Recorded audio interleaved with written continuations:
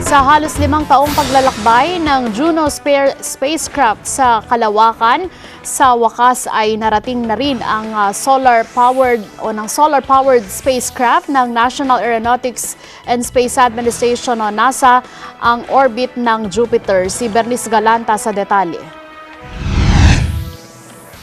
Sa kabila ng napakalakas na radiation, magnetic at gravity field ay nagawang makarating ng Juno spacecraft sa planetang Jupiter. Ikinatuwa ng mga scientists ng magawang makapasok ng solar-powered spacecraft sa planeta. Naging mahirap umano ang pagpasok ng spacecraft sa planeta dahil na rin sa time lag ng Earth at Jupiter.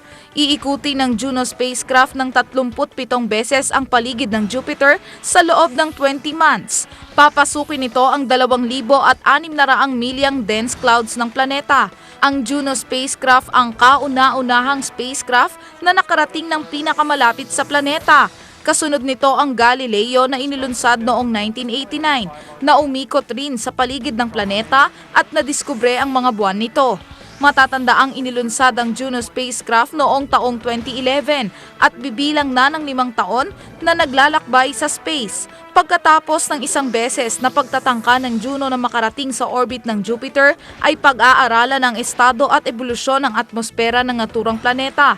Aalamin din ng spacecraft ang misteryo sa likod ng malaking red spot ng Jupiter na nakuhanan ng Hubble Space Telescope na sinasabing maaaring isang malaking namumuong bagyo.